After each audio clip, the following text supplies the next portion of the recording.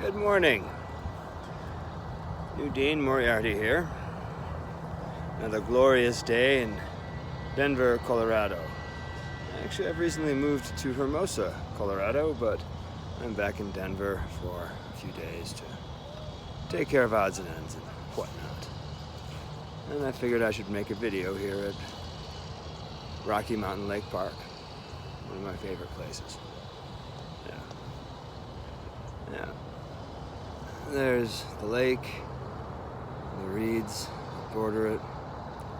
It's really a lovely scene. I like to spend time in nature, as much nature as I can. If I'm living in a city, I will find the parks.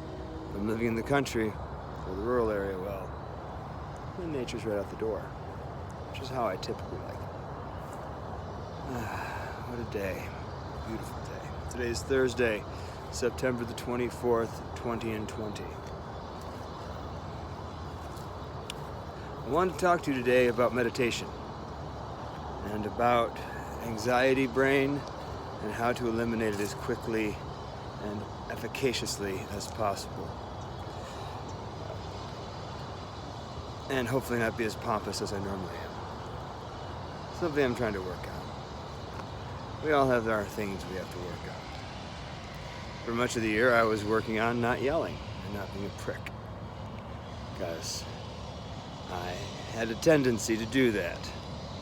You know what they say, hurt people hurt people. It's true. I know, I'm a testament to that. I was hurt and I hurt others. I'm shamed, but no longer. So I shouldn't say that I am. I was shamed by my own actions. I've worked through that, learned to forgive myself, and I've learned to forgive the others. Because these were all merely is a horrible phrase. These were all tests that were being endured. Yes. Our local farm ducks that have been dropped off here at the park are still in bed because they're farm ducks. They're cute. Nice guy. Oh, they've picked up a mallard friend. Oh, there's a few mallards with them now. Oh, nice. Good ducks. Anyhow, back to meditation and getting rid of the heavily laden anxiety brain. Now, when I say anxiety mind, I'm referring to runaway thoughts that well up and may take us by surprise, or we may just work ourselves right into them by watching that news or checking our social media right in the morning. Or we're just looking at our lives going, my gosh, I'm juggling a lot of bowling balls right now, between careers and families and trying to take care of our own selves at the same time. This modern life can be rather daunting. So I'd like to just go over a few meditation techniques.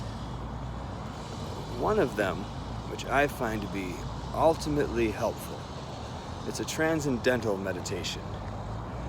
We're going to literally shut off the brain's ability to keep jibber-jabbering at us. And how we're going to do that is by boredom.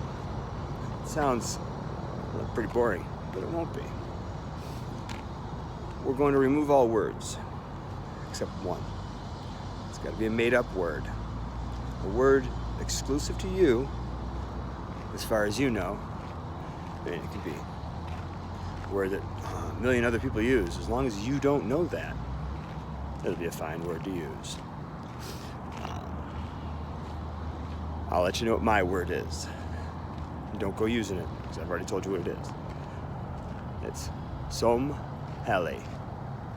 And I say that repeatedly. Good morning. So the principle is, by saying the same word over and over and over again, it's almost like you crash the computer of your brain. And the fact that the word has no meaning is how we're going to crash the computer of the brain. So the brain, It's a great tool. Horrible leader. Awesome tool. Horrible leader. We've actually had leaders of this nation, I live in the United States, that are exactly that way. They're great tools. Hello. And horrible leaders. So, during this meditation, what I'm going to do is repeat at a very steady cadence my word. Som Heli, Som Heli, Som Heli, Som Heli, Som Heli. It means nothing, but my brain is trying to grab images of what it could be and slap it in there. Like, what is this? Som Heli. Some? Is that? No. Okay, it doesn't work. Heli. Is it hail? No. So you see, he keeps trying to grab an image to add there, but there's none. Because it's a bullshit word, okay? It means nothing to me. I don't have an association for it. That's why it works. Eventually, my brain gets worn out trying to visualize or image this word, these sounds that I'm saying. And I continue to do it.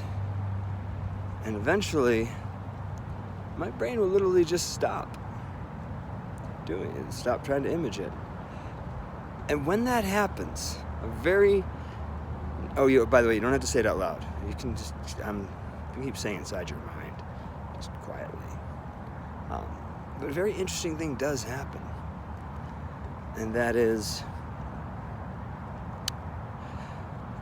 you realize, truly, that the brain is not the center of all thought or consciousness. It's not your center of consciousness. You will still be conscious. You can still go about your activities. You're just not going to be thinking about the next 7 activities you have down the road. You'll only be focusing on the one you're on right now. So I call it a transcendental meditation, which is what it was when it was first introduced to me, it was called that. To me, it's a mindfulness meditation on steroids, if you will. A jazzed up or jacked up mindfulness meditation. Forcing the brain to turn off and maintain consciousness through it. I'm not saying go knock yourself out with a hammer or a bottle of bourbon, though either would also shut the brain off. Not the results you're looking for, though. We still want to be healthy, functioning human beings through it. So, when you find yourself getting completely overwhelmed by anxiety brain thoughts, give it a try. Pick your nonsensical word and start repeating it very steadily. Now, you can start out loud and then move to an inner voice. For me, it's Som Heli, Som Heli, Som Heli, Som Heli, Som Heli, Som Heli, Som Heli, Som Heli, Som Heli, Som Heli.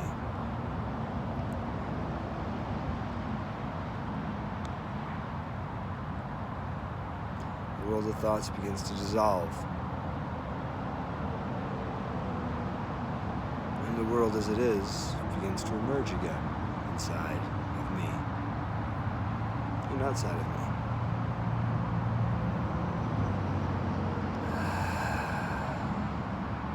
And don't forget to breathe.